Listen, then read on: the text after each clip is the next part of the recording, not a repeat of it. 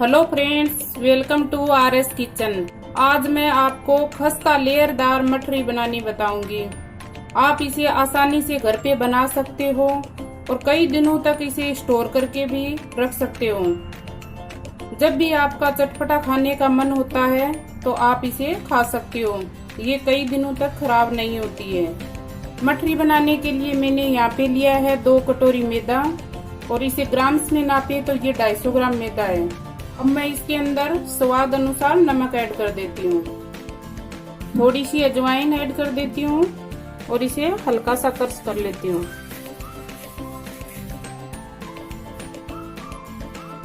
थोड़ी सी कसूरी मेथी है, ये भी मैं इसके अंदर ऐड कर देती हूँ।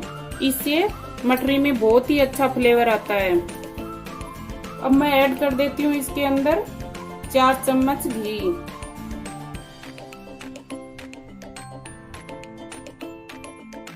मठरी में मोरन के लिए घी डालकर देखना, मठरी बहुत ही टेस्टी बनती है। अब मैं मैदा और सारी सामग्री को मिला लेती हूँ।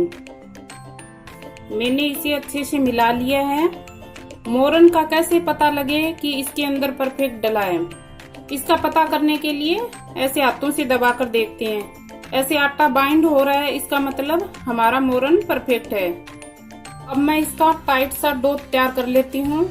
तो मैं थोड़ा थोड़ा पानी डालकर, पानी एक साथ नहीं डालना है, थोड़ा थोड़ा करके डालना है और टाइट सा डो लगाना है। अपन चपाती बनाते हैं उससे थोड़ा सा टाइट डो रखना है। मैंने अच्छे से डो लगा लिया है। ये देखो, इतना टाइट डो रखना है, ज्यादा लूज नहीं करना है। मैं 15 मिनट इसे ढककर रख देती हूँ ताकि मैदा अच्छे से सेट हो जाए। जब तक मैदा सेट हो रहा है तब तक मैं घोल तैयार कर लेती हूँ।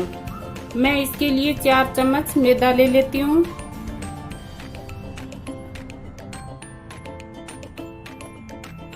चार चम्मच इसके अंदर मैं घी ऐड कर देती हूँ।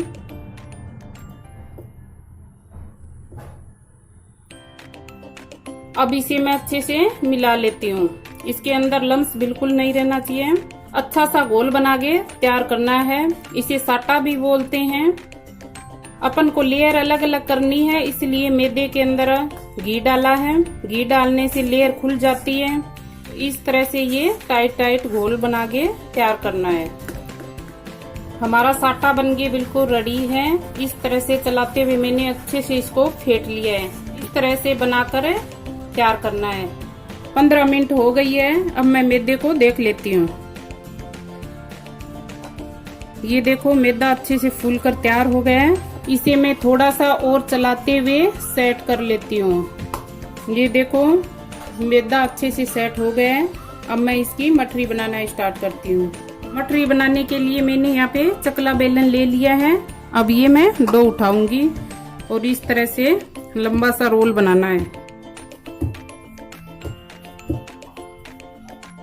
अब मैं छोटे छोटे भागों में इसे डिवाइड कर लेती हूँ।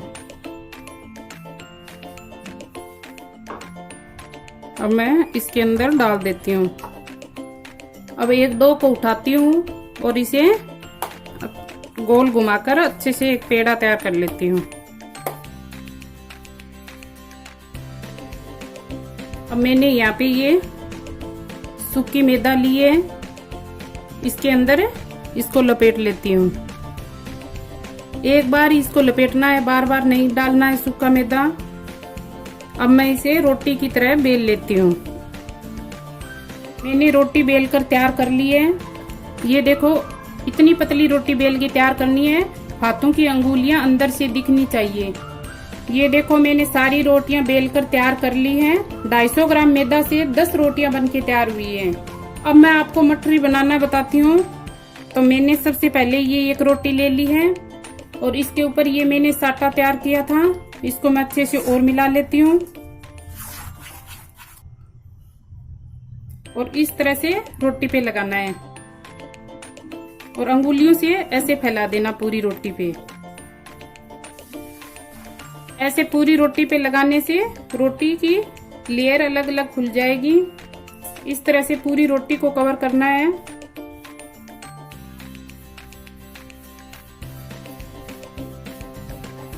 ये देखो मैंने पूरी रोटी को कवर कर दिया है और अब मैं इसके अंदर ये दूसरी रोटी रखती हूँ।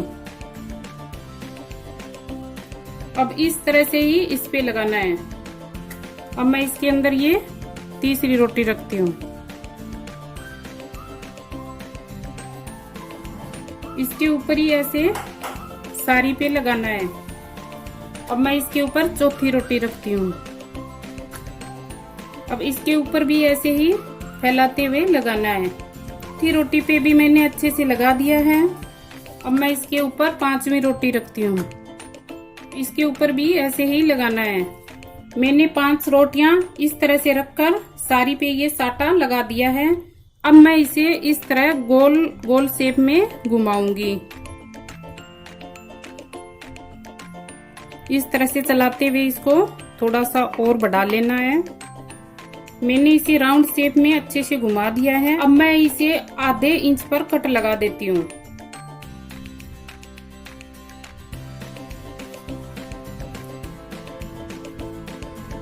ये देखो इस तरह से कट लगाना है। ये देखो कितनी सुंदर अच्छी लेयर बन के तैयार हुई है। अब मैं इसे एक प्लेट में निकाल लेती हूँ। इस तरह से ही मैं 5 रोटी और बची है उसको भी तैयार कर लेती हूँ। मैंने सारी मठरियाँ बनाकर तैयार कर ली है। अब मैं इसे बेल कर बताती हूँ।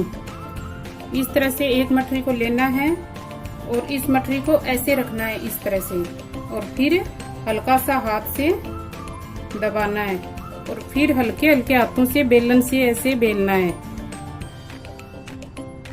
ये देखो इस तरह से बेलकर सारी मठरियाँ तैयार करनी है।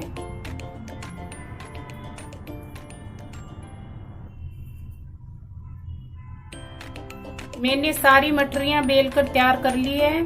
अब मैं इसे फ्राई कर लेती हूँ।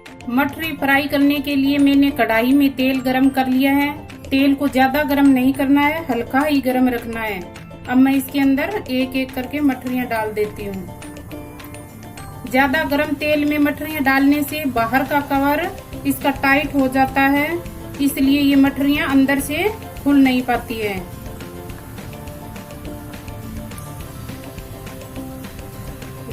ये देखो इसके अंदर से धीरे धीरे लेयर खुल रही है।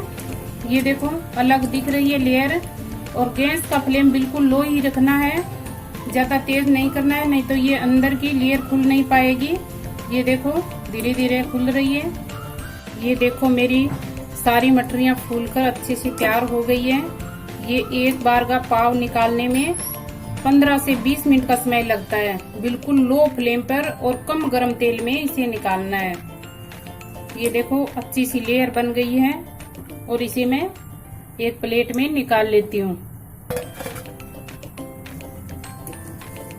ये देखो कितनी सुंदर लेयर बन के तैयार हुई है। मैंने सारी मठरियाँ फ्राई कर ली है। अब मैं इसे एक प्लेट में सर्व कर देती हूँ। मैंने एक प्लेट में सर्व कर दी है। आप भी इसे एक बार बनाकर ट्राई जरूर करना। बहुत ही टेस्टी और स्वादिष्ट मठरी बन के तैयार हुई है। घी का मोरन डालकर आप एक बार ट्राई जरूर करना। घी के मोरन डालने से ये मठरियाँ बहुत ही टेस्टी और अच्छी बनकर तैयार हुई है। आप एक बार इसे बनाओगे तो बार बार आपका मन करेगा बनाने का। मैं आपको मठरी तोड़कर दिखाती हूँ कितनी क्रिस्पी बन के तैयार हुई है। ये देखिए हमारी मठरी कितनी क्रिस्पी और बन के तैयार हुई है। ये देखो एक एक लेयर खुल गई है। बिल्कुल बहुत ही अच्छी और स्वादिष्ट मठरी बन के तैयार हुई है। ये देखो मैं एक और तोड़ के आपको दिखाती हूँ कितनी अच्छी मठरी बन के तैयार हुई है। ये देखो कितनी क्रिस्पी और सॉफ्ट मठरी बन के तैयार हुई है। आप इसे बनाकर जरूर देखना।